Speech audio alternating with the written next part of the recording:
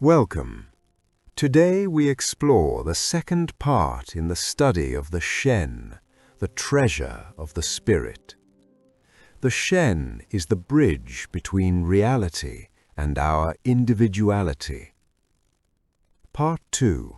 Shen, Spirit and Reality. The Shen observes the world through windows.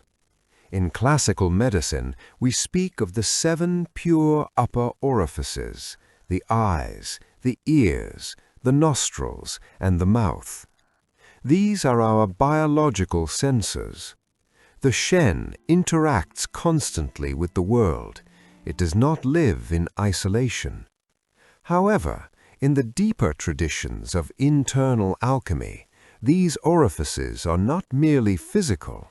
Each one carries a spiritual function, a capacity to perceive not only matter, but the energy, the qi, and the intention behind things. And at the top of all of them, at the highest point of our head, we have the Baihui, the portal that connects us directly to the pure energy of the universe.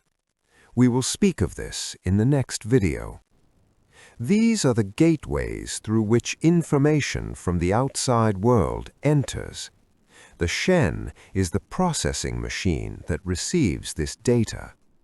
However, human beings have limitations and cannot comprehend reality in its entirety. Let us look at an example. Imagine a farmer and a businesswoman in a museum contemplating the same painting.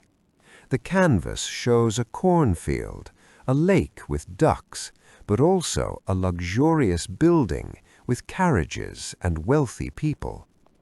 Later, as they discussed what they saw, the businesswoman spoke enthusiastically about the grandeur of the building, its imposing windows, and the carriages. For her, the painting was about status and architecture. The farmer, on the other hand, barely noticed the building. He saw the corn ready for harvest, the ducks on the lake, and the animals working the land. For him, the painting was about sustenance and nature. The painting is the same, yet each individual drew from it only what resonated with their own story. This happens because the human mind is limited and struggles to coexist with gaps in knowledge. When our perception is limited, the mind creates explanations to fill in what is missing. Each individual constructs their own version of reality.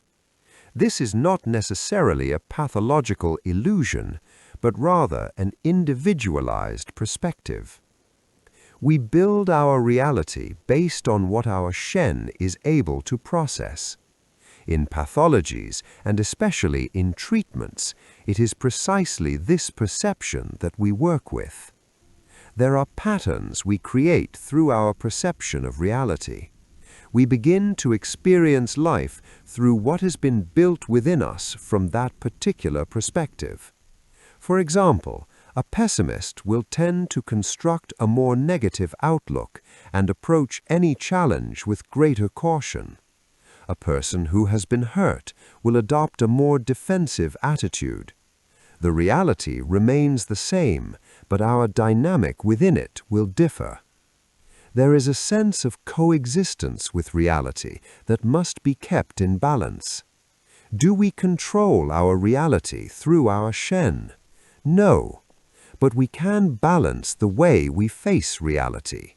In a sense, we might say, when we smile, the world smiles back at us, but when we cry alone. This phrase does not fully capture what actually happens, because when we cry, we release an internal burden, and we may find support in the people around us. Crying is healthy.